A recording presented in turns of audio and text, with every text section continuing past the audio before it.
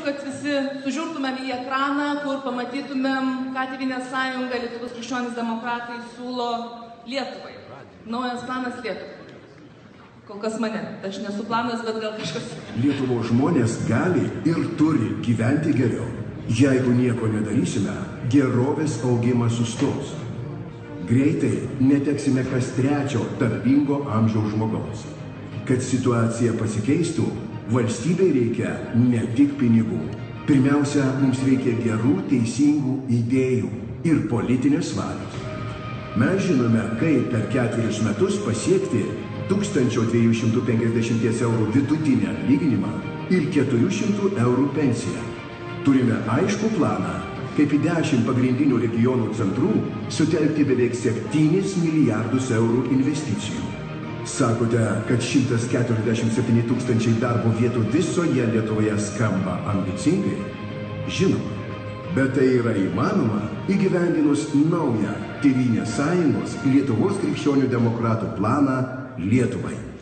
Sužinokite daugiau www.naujasplanas.lt. Taigi, mėly bendražygiai, maloniai kviečiu į sceną prie tribūnos Tėvynės sąjungos Lietuvos krikščionių demokratų partijos pirmininką poną Gabrielių Landsbergį.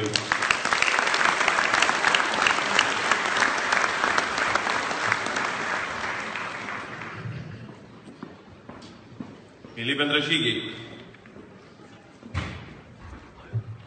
atrodo visai neseniai, pirmą kartą prieš metus stovėjau čia šioje salėje prieš jūs ir dėkoju už pasitikėjimą partijos pirmininko rinkimuose. Plojimai nutilo, šypsenos priblėso, prasidėjo darbas. Nesitikėjau nei kad bus paprasta, ar juo labiau lengva. O klausimų dėl pirmininko pasikeitimo būta daug.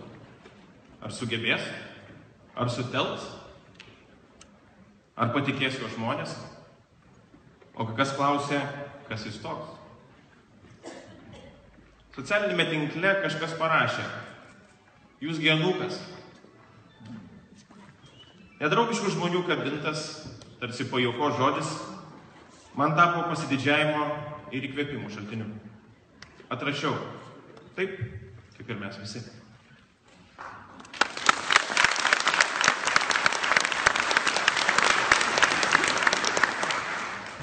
Šeimos nepasirinksim. O man buvo lemta gimti tikrai įprastoje šeimoje. Tarp muzikos ir literatūros profesorių. Iš jų išmokau, kad tokios vertybės kaip laisvė, tėvynės meilė, teisingumas, atsakomybė yra pamatas, o ne mados padiktuota kryptis. Kiti sakė, kad trūksta patirties didžiojoje politikoje. Žiūrėdamas į valstybės laivą, siūbuojančius žentų, zadanijų, kyšių skandalus, klausiu savęs, o gal geriau, be tokios patirties. Daug kas atsinaujinimą suprato kaip tik naujus veidus partijoje. Tačiau man nuo pat pradžių tai buvo kur kas platesnė sąvoka.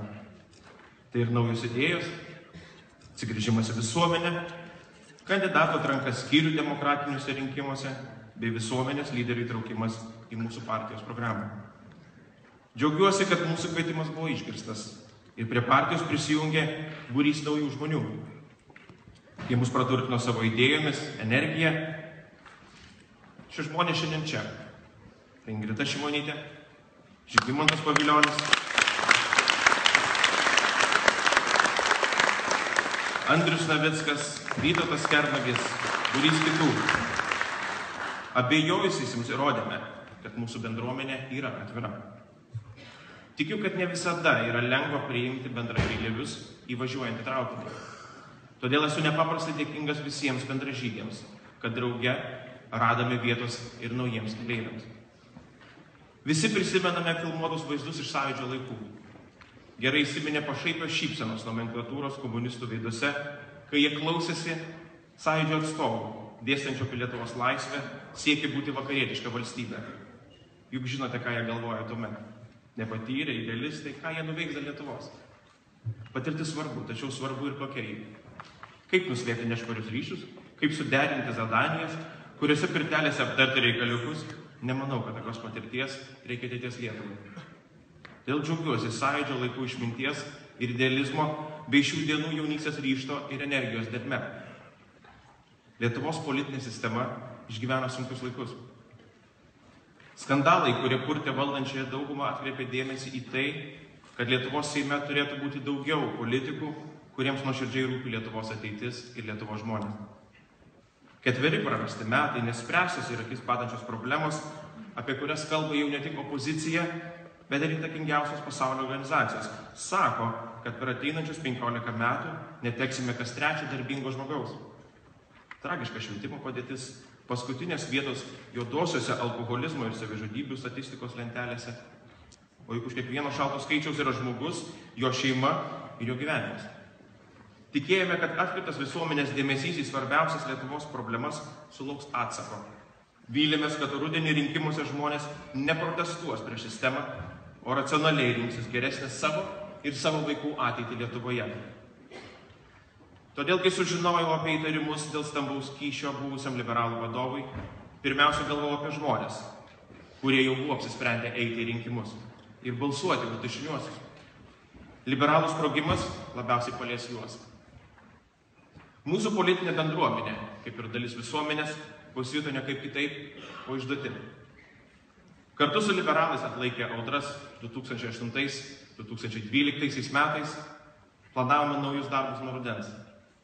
Šiandien esame priversti laukti, kol jie išsivalys ir atsakys į visuomenės klausimus. Manęs klausia, kaip jūs atsakysite pasitikėjimą politinė sistema? Kaip jūs grąžinsite žmonės balsuoti už dešiniuosius? Atsakau paprastai. Stiprinsime vyriausią rinkimų komisiją, suteiksime daugiau nepriklausomybės žiniasklaidai, steigsime ypatingą prokuroro instituciją politiniai korupcijai tirti. Taip tarsime šiandien šiek tiek vėliau. Tik turėkime galvoje, kad turime atsakomybę įrodyti, kad esame pasirengę rimtiems pokyčiams. Tai svarbus siūlymai, bet kartu tai tik detalės didesnėme paveiksle. Todėl noriu tarti keletą žodžių apie mūsų partijos įsipareigojimus šiandien. Mes nieko neviliosime ir niekam nepataikausime. Niekada to nedarėme. Kai kas sakė, kad tai mūsų silpnoji vieta, o man tai mūsų stipriausia savybė. Kildiname save iš Sąjūdžio, esame ugdyti Sąjūdžio dvasia. Mūsų vyresnieji stovėjo mitinguose katedros aikštėje. Jaunesnieji sėdėjo ant pečių stovėjusiems katedros aikštėje. Lietuvos laisvės dvasia yra mūsų vertybių pamatas. Ir to pakeisti negali nei laikmetis, nei nuotaika, nei mada. Tai mūsų kraujyje. Atsakomybės ėmėmės visada, kai valstybei buvo sunkus laikai. Neieškojame lengviausių kelių. Sprendėme krizes tokiu būdu ir tuo metu, kai privalėjome tai daryti. Kaip politinė bendruomenė esame užsigrūdinę. Atkuriant Lietuvos nepriklausomybę, įveikiant ekonominę krizę ar kaunantis prieš Gazpromą, dažnai tapdavome taikiniu. Tačiau šios lyderystės niekada nesikratėme ir nuo atsakomybės nebėgome. Manau, tuo ir esame stiprus. Esame patikrinti laiko, nesivaikome populizmo ir sunkiose situacijose nepalūžtame. Dažnai už tai sumokėdavome nemažą populiarumo kainą. Tačiau tą darytume ir vėl. Mes neieškosime pasiteisinimo. Tiesiog darysime tai, ko reikia Lietuvai ir jo žmonėms. Aiški kryptis ir strategija. NATO, Europos Sąjunga, energetinė nepriklausomybė, o šiandien ir naujas planas Lietuvai. Visada skaidriai, aiškiai ir tvirtai deklaravome, ką ketiname pasiekti. Toks yra mūsų įsipareigojimas. Ir kartu kvietimas pasitikėti. Pasitikėti, kad Lietuvoje yra galima vakarietiška, skaidri, atsakinga politika. Todėl anksčiau laiko atsisakiau Europos parlamento mandato, todėl nuo šiandien pradedu kampaniją po Lietuvą. Ateik balsuoti. Susitiksiu su 1000 žmonių, kviesiu nenusivilti ir išreikšti savo valią rinkimuose. Tikiu, kad būsime vilties balsas korupcijos skandalą įaudrinti Lietuvai.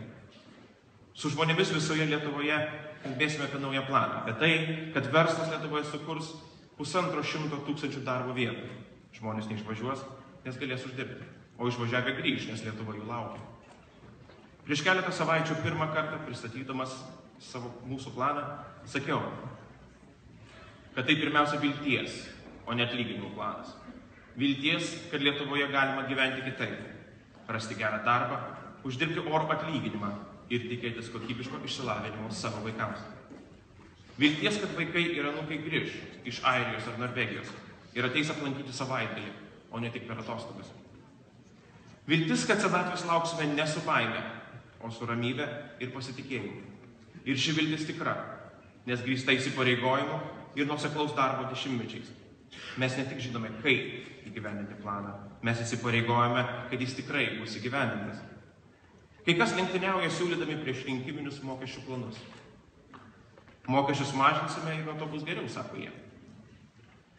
Kaip sako Ingrida Šimonytė, mokesčiai tai yra sąskaita už tai, kokių valstybės paslaugų norime. Ar norime švietimo kaip Suomijoje, policijos kaip Vokietijoje, sveikatos apsaugos kaip Prancūzijoje? Jei taip, tai reikia sumuoti, skaičiuoti, kiek tai kainuos, o ne atvirkščiai. Prabėgo metai nuo tada, kai pasiūliau išsilavinusios Lietuvos viziją kaip naują politikos kryptį. Šiandien apie neatidėliotiną poreikį tvarkyti į duobę patekusi Lietuvos švietimą kalba visi. Nuo darbdavių ir verslo konfederacijų iki mūsų politinių oponentų. Pagaliau gal vietoj pasipriešinimo pajusime ir vėją į tikrų pokyčių bures. Partijoje nemažai diskutavome, kas tai yra tikroji švietimo reforma ir tikroji švietimo kokybė. Didžiuliai skirtumai tarp mažų regioninių mokyklėlių ir prestižinių sostinės mokyklų, kurie atskirti tarp vaikų. Tų, kuriems valstybė yra davusi pažadą suteikti vienodas ir teisingas galimybės. Šiandien taip nėra.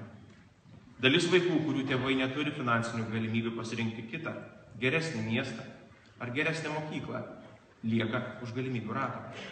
O jeigu šeimoje auga ypatingų poreikių vaikas, tėvai jaučiasi, kad valstybė jiems ir jų vaikų yra atsukusi nugarą. Taip negali būti. Situaciją privalome keisti. Ir naujoji švietimo koncepcija geriausias švietimas visiems, jo ieškantiems, būtent tai išspręs. Girdėdavome sakant, kad mums trūksta socialinio jautrumo. Ryžtamės įrodyti, kad tai nėra tiesa. Todėl jaunoms šeimoms siūlome konkrečią pagalbą, o ne tuščią moralizavimą. Todėl kalbame apie pirmojo būsto jaunoms šeimoms programą, geresnės sąlygas po motinystės ir tėvystės atostogų grįžti į darbą ir daugelį kitų sprendimų. Būtent tokio požiūrio iš mūsų partijos laukia auginantis vaikus ar ketinantis jų susilaukti. Būtent tokiu požiūriu mes ir vadovaujamės. Viltis tikėti Lietuvą, viltis tikėti Lietuvos ateitimi neatsiejama nuo saugios Lietuvos vilties. Šalia Lietuvos sienos statoma Astravo branduolinė elektrinė kelia grėsmę ne tik Vilniaus gyventojams, bet ir visiems Lietuvos žmonėms. Baltarusija rusų rankomis statydama pirmąją atominę elektrinę savo teritorijoje yra įsipareigojusi gauti kaimynų sutikimą tokioms statyboms. Mūsų neklausė, mes nesutinkame. Todėl šiandien sakome jiems, susipakuokite savo elektrinę ir statykite ją kitoje vietoje. Mes neleisime, kad Lietuva būtų šantažuojama atominiu monstru. Diskusijos, ar tas monstras saugus ar ne, neturi reikšmės. Pasirinkta statybų mums netinka. Ir taškas. Kvietėme Lietuvos partijas.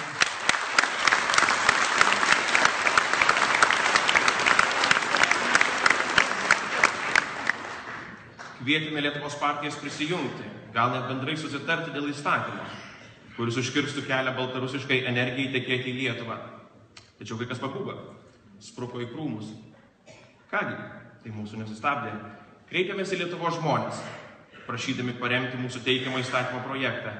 Ir žmonės atsiliepė. Astravo elektrinė bus sustabdyta. Nepavargsiu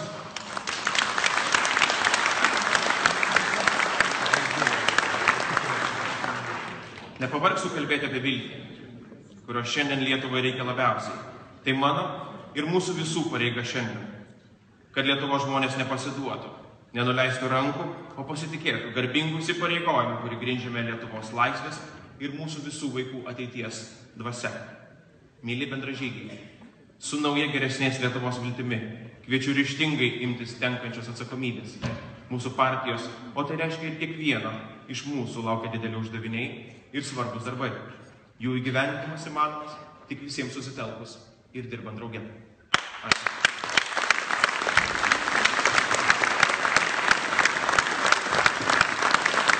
Dėkojame pirmininkui Gabrieliui Landsbergiui.